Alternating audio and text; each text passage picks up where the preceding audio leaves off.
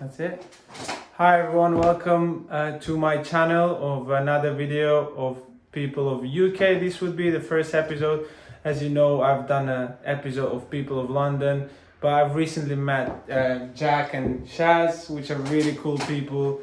We just literally talked for 10 minutes and I asked them to do a video with me, and this is how this idea came up along the way. So they have quite a few funny stories and cool stories that I kind of enjoyed listening to, and I'm just gonna ask them some questions about their experiences and how they actually ended up in London in here. So welcome, Jack. Thank you very much. Welcome, Shaz. Nice. Thanks for doing this. Obviously it's all a freestyle. Nice to meet you. Ooh. 5 minutes guy, but I kind of enjoyed what you guys shared with me earlier today and what you do for the summer. Mhm. So if you want to share this just briefly, how was your experience for the summer and what you do and how you ended up there, and obviously a bit about yourselves. Yeah, of course. Yeah. So I'll take it away. Go for it. So we work on kids' residential camps teaching bushcraft survival courses. So over the course of a period of about 2 to a maximum of 5 days, we live on essentially a commune and with a group of about 15 to 60 children, depending on how many are there from the school or without teachers, which is called Camp Wilderness. We just teach them loads of different skills about nature and foraging and archery, different things like fire building and just general bushcraft. That is so cool. So you're like responsible for the kids from the start till finish. You and a small team, a group of people, I'm assuming, and you organize the day from like start to finish. Exactly. So it's organised on a timetable for us. It's just our responsibility to deliver the course appropriately, essentially. So my role is camp leader, so I'll deliver the sort of course and try and organise the camp operationally. And then Shaz's job is tribe leader. Yeah, tribe leader or field cook. So basically, as a tribe leader, you manage a small subsidiary of the children, probably about 10 to 15. And it's kind of just getting to know them a lot better, whereas camp leader remains a bit further out as an authoritative figure. But we kind of, for example, take care of the children, or as field cook, prepare the food for the children over the course of the day. So is that all like very hard to do, or you guys kind of enjoy that, like engaging with the kids and having a laugh, having fun while doing all that stuff? Because it's a long period of the day, I guess, and the whole organization. So would you say it's hard, or it's like very challenging? I'd say. I mean, we're working 16-hour days conscious, and then of course we're on duty overnight. So we're sleeping within a sleeping bag under the yurt, which is right out in the open. You can hear all the whispers, and sometimes you have to get up, especially as camp leader, to go deal with the kids and make sure they're getting to sleep on time. On top of all your duties, safeguarding, making sure they're fed, making sure they've got the waterproofs, yada yada yada. That sounds like a lot, definitely. I think I had like a similar experience where one time I went to a camp in Greece. It was for like children from like 5 years until 16 years of age, but I was like a helping coach, which was kind of similar. You're on duty 16 hours, and I found it really hard, but I did obviously have help from the team leaders and all that. But like organizing throughout the whole day and getting them from one place to another with all the activities, I think that's definitely like super hard and challenging. 100%, especially when they're 8 and they don't understand why they have to brush their teeth. You have to sort of convince them to do random tasks throughout the day and explain things that in your mind you just think, like I can't possibly understand why I have to tell you this. But you just have to just organise a little group of people, like really small people who don't really know what's going on. Like they think they know, they like act like they know, but they're not sure. It's like, so that's a tree, sir. Yeah, that's a tree. Well done, you're going really far. You've got a bright future ahead of you. So you have to be like, you have to brush your teeth. You have to set a fire this way. You have to. So can I set a fire out of a wet tree? No, not really. Not really. So this plant is poison, and if you eat it, you die. Does that mean that I can eat the plant, sir? No. This is what we do with. So overall, it's easy, but it takes a lot of patience. Yeah. It's not necessarily difficult, but it teaches you patience. Yeah. Well, that's a I would say a very nice skill in life, which is handy. Obviously, we do come across people in life even after a certain age where we need patience, I think. So like After the age of 0. yeah, that's definitely a good trait. But how did you ended up doing that? Like how do you kind of like? Can you tell us a bit for your background and how you kind of not migrate? That migrate is a weird word, but like how did you kind of ended up doing that, and what was your like adaptation process and the changes that you had to kind of experience and that were challenging for yourselves in something in those lines? It's a very tough question, but I was at university for Academy of Music for 2 years, and I've always been really, really into travelling. I've always been into trying new things and doing really cool, like spontaneous, exciting things. And I was at university. I wasn't particularly enjoying it, and I made the decision over the course of COVID to drop out of my course and take a new trajectory. But I think having spent 18 months indoors looking at a maths textbook, I decided perhaps I wanted to spend a bit of time outdoors. I fed up of looking out the window and seeing it sunny and the birds singing and me not being a part of that. And also wanted to make a bit of money. Knew I wanted a full-time job over summer when I wasn't going to be living in London with Annabelle, your flatmate, who was on a previous video. nice. Subscribe. And yeah, I think I was looking for a summer residential thing where I could meet new people, make some friends, have some fun, make some money, And bushcraft ended up coming up after I was not accepted onto language school. But it worked out for the better. I'm really enjoying living in a tent and having a fun time in the woods. I thought it'd be like such a challenge, but it's actually not. Is it a hard thing to find and end up doing? Like, for example, if someone's interested in doing that, is it a hard process to kind of apply and do that, or is it just like a very not at all, very standard. As soon as you send off your CV, I think you're kind of almost accepted or declined, and then you kind of do a formality interview where they ask you a few questions about your CV. Nothing interesting, nothing new. It took sort of 15-20 minutes. I got an email about 3 hours later saying I got the job. They're always understaffed really since this year, I think, especially after COVID. So as long as you've got a clean DBS, really excited and enthusiastic about working with children and working outdoors, then I think you should be safe. I really think that's a cool thing that you guys are working. I mean, I'm not sure if I would be able to do it like long hours like you do, but I definitely think it's a very cool thing that you do. Well, I mean, I think, Stefan, you underestimate yourself. I think that when you're in the situation and you're standing in the rain, the torrential rain is battering down. All the kids have wet sleeping bags. They've all got wet bags, and they're all complaining. There's nothing you can do except stand there and make things better. There is absolutely nothing you can do except genuinely try to improve the experience, and that brings out of you a part of yourself that you can't find unless you're standing in torrential rain with kids with wet sleeping bags. It pulls out of you. Although it seems intimidating, you sort of sign the contract, take the ride, buy the ticket, take the ride. You're there. It's like, well, I'm gonna have to give it everything I've got because it requires at least 150% of my potential. Yeah. So how do you end up doing that really? Did you just was it a similar situation like yourself, or? So mine was a little bit different. Essentially, I went to college to study acting, and then the summer straight after I finished, I went to visit my flatmate from student accommodation in the south of France for 5 days. Really enjoyed sort of just being on my first holiday on my own and just messing around with my friend. And then I went back later in the summer, and I visited him while he was working 9 to 5 every day.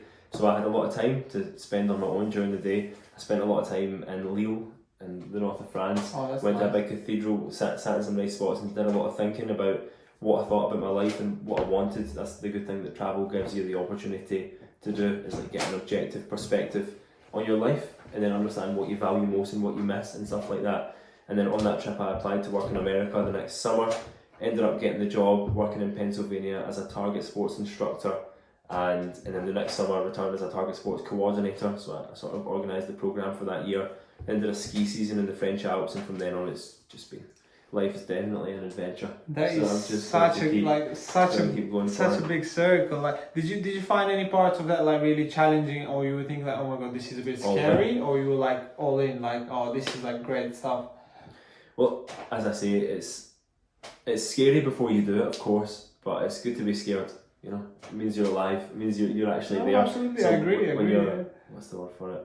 When when you're overthinking something and you're not sure if you could do it, that means you should probably just tell you what your gut's trying to tell you to do. And then if you just buy the ticket, take the ride, you show up at the plane, and then you apply for something online, and then just they tell you where to go in the airport. Show up to the airport, get on the plane, and you arrive, and you're like, well, I guess I'm here. I might as well do everything I can to make it as fun as possible. And that, as I say, it brings you closer to the people who are in the same experience as you. You learn a lot about yourself and how you react to the new things that you encounter, and yeah, you gain a much more self-sufficient attitude. That is such a great message. That actually. Message, sorry, that turned out as a massage. That was a great mind. It's a mind massage. It's a mind massage. You can put it that way, but I just want to say, yeah, that's a really great message. There's a lot of lessons there in that short message, but very deep. So, lastly, I think I'd like to ask you for like one great experience in your like lifetime that you think is really important in the way that kind of shaped you in terms of like what you do now and the way you think, like or just a random experience that you really find it valuable in your life. So yeah, I think that would be quite good. Yeah.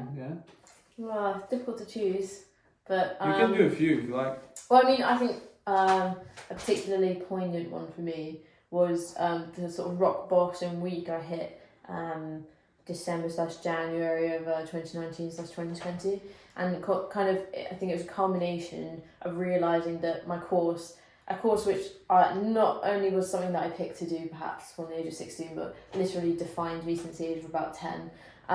Discovering that I wasn't really who I thought I was, and a reflection of that kind of refracting through all of the things that I was picking. For example, not doing my work adequately, not taking up any of my hobbies I usually do, going out with particularly toxic people, and just like, I think in general, hitting that rock bottom, spending a week sort of in bed like, oh, like I don't want to do anything, like, and then kind of slowly picking myself up from that and realising that like, actually sometimes you have to reevaluate.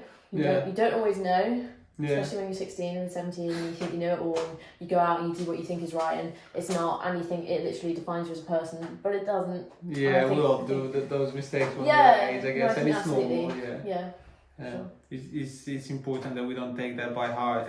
Obviously we do take it at the time, but then we just kind of have to shake it off and, as you said, like pick ourselves up and just reevaluate. What do you like? What do you not like? It's okay. Don't attach feelings to the sentiments. So, what was the main point that made you kind of like bounce back and just? I think perhaps it was the identification of the fact that a defining characteristic of my personality is that I really enjoy success, and I gain a lot of satisfaction and enjoyment from perpetual success, however small. So I found, for example, to-do lists work really, really well with me, because every time I tick something off, I feel a sense of satisfaction and that I've achieved something, that I've been productive. I go to sleep happier, even if the to-do list was completely futile, and I'd do it anyway.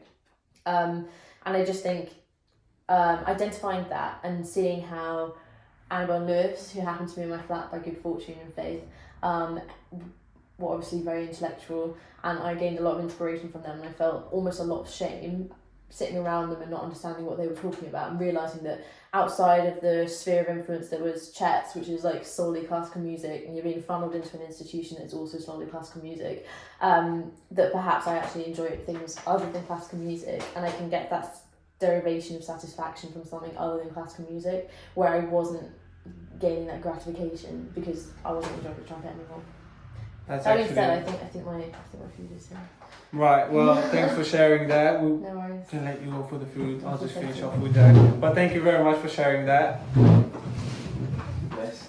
Jack, your turn. So what was the question? Like one experience in your life that you would say is just like the most memorable, or like that defined you, or Shaz trying to open that door. That is probably the funny thing. Well, I'll get it. Well, short break. There we are. Hello. How you doing, mate? Go for a pee if you need one. Right. Well, we'll do a short break there. Very short. Yeah. Hope your pee was quick, guys. Hope it was satisfactory. I hope it was refreshing. So, what would you say, like, what one experience that you would be like one of your best experiences that you had, or most valuable to you? Okay. One that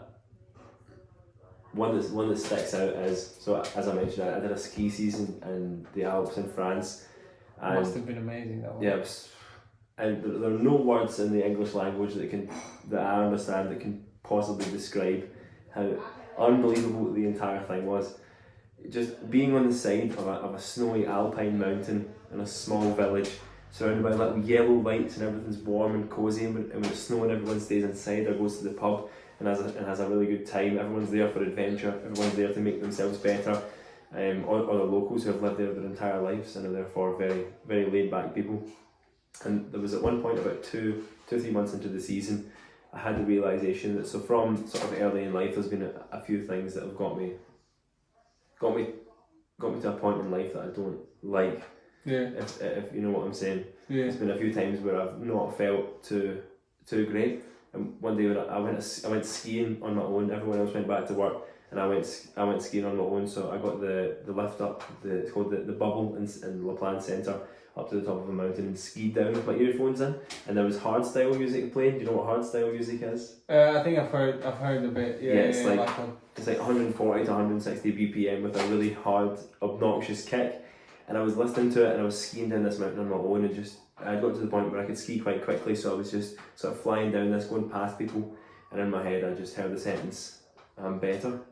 I was like, everything is going to be okay. Yeah. I just felt this overwhelming sense of joy, and I just felt really excited to be alive, and I was like, I feel like I've just transitioned from one perspective on life to another, and since then I've just been super grateful for it. That's actually a very, very good like example, I would say, because yeah, as you mentioned, like being grateful is one thing that I also kind of try to practice, if I can say that. Yes, not easy. Yeah. It's not easy. I noticed like this point that the most important thing, I guess, is like we all have like, you know, bad experiences and bad places when we are in life, but that moment when you kind of like pick yourself up and you're like, you know, it is what it is. You just have to kind of keep moving forward and look upwards, and I think that's a really good point that you made. Yeah, hey ho. Yeah. Never give up. Yeah, just you gotta keep going. Thank you for sharing that story. Obviously, these stories, like personally, when I try to share them, sometimes I feel like uneasy to tell them, but as you can all see, I'm trying to do it now. But thanks for sharing that. It's a really good food for thought, as they say. That's something I learned here in this language. Do you not have an equivalent? Do you not have an equivalent in your language? Food for thought. Something interesting, really. Not similar to food for thought, but it's like more like something to think about. The actual translation of synonymous. Of it. Yeah. Fair enough. But I mean, yeah, I hope you get some value out of these stories. I really like Jack and Shaz. Was it Shaz? Shaz, that's correct. Shaz, yeah, that's correct. I got it right. So I really like them. We only like chat for like 15 minutes, and I think we had a good vibe here. Hence why we did this video. So hopefully you'll get something out of it. If you like it, press that like button, and hopefully we'll do some in the future when we have a chance, because 100%. These guys are all over the place on different locations, and that's what makes them really fun. So see you next week. Like and subscribe. Like and subscribe. Thank you.